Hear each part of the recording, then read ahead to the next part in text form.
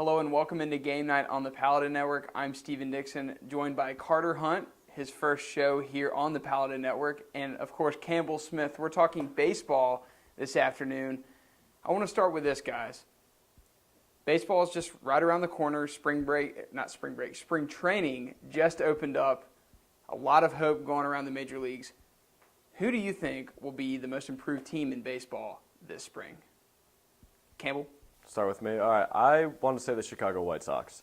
You look at who they got in the offseason, Jeff Samardzija, hard to pronounce his last name, but great starting pitcher. Been in Chicago before, just switching to the opposite side. Different league. You got Jose Abreu coming off of a great year, Rookie of the Year, Cuban star. Only I can see him improving from last year since the transition's over, and what a transition year, if I may say. Then you have Adam LaRoche, who I think is going to really help Jose Abreu defensively and just leadership-wise. He's a good addition. He's older, but he can still play well. Melky Cabrera, really good hitter, solid hitter. Yeah, he has the PED, issue hanging around his head, but still I think he's definitely going to be a good addition to the team. Contact hitter, speedy, good defense. And then David Robertson, a great closer, going to give him a solid, late innings, just bullpen pitcher. It's an improved bullpen. We all know that in baseball, having a good bullpen is really important nowadays, especially, and definitely having good pitching staff. Now you got Jeff Samardzija, who's definitely an ace, with Chris Sale, who's definitely their ace. So that's two aces in the top of their rotation and some sluggers. So I can see them being, they were good last year, but I can see them being a lot better this year and even maybe winning the division. We'll see. Carter, how about you? Well, I think that's an excellent pick, but I want to go a little farther west and look at the San Diego Padres. They have some obvious additions with Matt Kemp, James Shields, Justin Upton, just all some really, really solid players. And I think the really interesting thing is going to be, how do they handle being in a very deep NL West? You have the Dodgers, you have the Giants, and the Giants just won the World Series, and then the Dodgers, the highest payroll in baseball, they're going to be good, but I think the Padres are going to surprise a lot of people. Remember, it's an odd year, so Giants can only be so good. I think that they could take a wild card spot and have all the potential in the world. I'm not too sure where they're going to go, but they had a wonderful offseason. I think the huge thing is, can Matt Kemp be a franchise player? And I think we're going to find out the answer to that in just a few weeks into the season.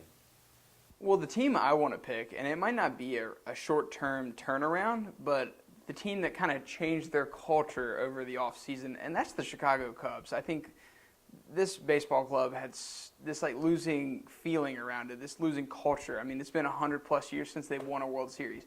They now have probably the most charismatic manager in all of baseball. Guys love playing for Joe Madden.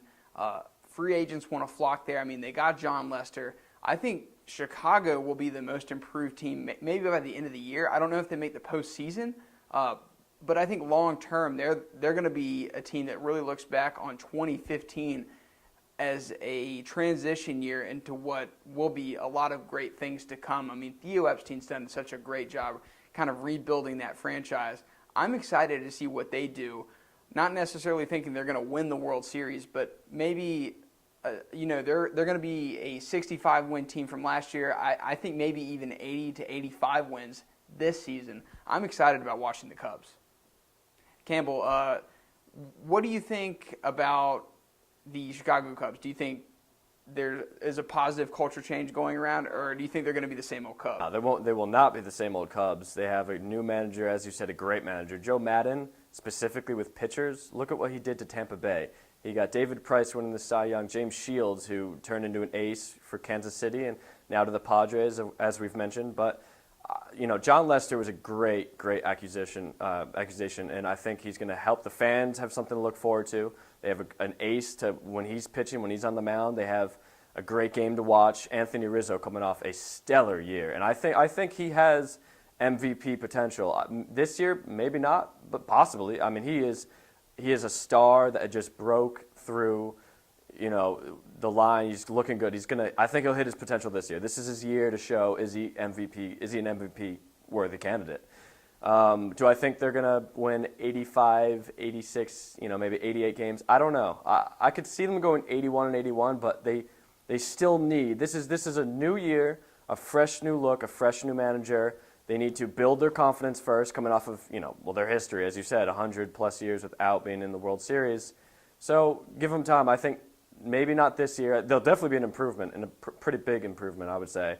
But I would say a few more years, maybe just the year after this one, till they can actually be playoff. I'd like to say something, and you have to remember, they're in the NL Central, and are they better than the St. Louis Cardinals? No. Are they better than the Pirates? No. Are they better than the Brewers or Reds? Maybe. So they have to play, I think, one of the hardest schedules in baseball. And so I'd honestly be surprised if they break 500 this season. And the thing about the Chicago Cubs and the thing about Chicago fans is they're not very patient. And so you say 2-3 years down the road they might be very good, they might start making playoffs, who knows, win a World Series, maybe, but that's assuming that they don't get impatient and trade all their players away after finishing 3 years in a row behind the Pirates and the Cardinals, who are both young and powerful teams in the NL Central, which is very, very good. Okay, I want to switch topics. Speaking of impatient fans, the New York Yankees have probably the most notorious fan base for impatience. Derek Jeter, the legendary Yankee shortstop for almost, I think, maybe 20 seasons, he's gone. He's out of the picture. Didi Gregorius, the former shortstop for the Arizona Diamondbacks, now takes his place at shortstop. Campbell, could this be a long-term fit at shortstop? I mean, the guy's only 24 years old, or is he just a stopgap player? What type of impact will he bring to the Yankees, if he brings any at all? I think he'll bring youth. You got to look at the team right now. Teixeira, CC Sabathia, A-Rod coming back now. That's an old team. It's a great team from 2006. No, exactly. Absolutely. But I think Didi Gregorius, he's a great defensive shortstop. We all know that. But he did last year have an improvement in hitting-wise. But we all know the market of New York City baseball, it's a hard place to play. Even some of the best players in baseball, they transition to New York and they just can't handle it. The media, the pressure, the fans, as you said, being impatient. Gregorius is young, so we'll have to see how mature he is to deal with all this pressure, especially replacing Derek Jeter. Can he replace Derek Jeter? That's not the question. Can anyone replace Derek Jeter? I would say no. But he could be a long-term fit, absolutely. If he plays well and he shows he's fit for New York City, then I think the Yankees struck gold, especially with the small market of good free agents, or good shortstops right now. I think the best thing that he's going to have going for him, and this seems a little maybe controversial, but Alex Rodriguez. He's not going to be drawing that much attention because everyone's going to be seeing, what's Alex Rodriguez doing? He showed up early in spring training. Oh, wow, is he back? Is he still a liar? Yes, he's still a liar. He's Alex Rodriguez. But I think he's going to have a chance to be a very good baseball player who can hide behind Alex Rodriguez and not be in the spotlight. I don't think the Yankees are going to have a great season, but give them a few years, and yeah, I think he'd become a very good player.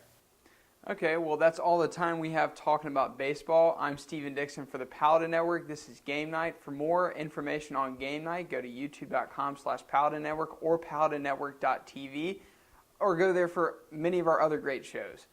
Thanks for watching Game Night, and see you next time.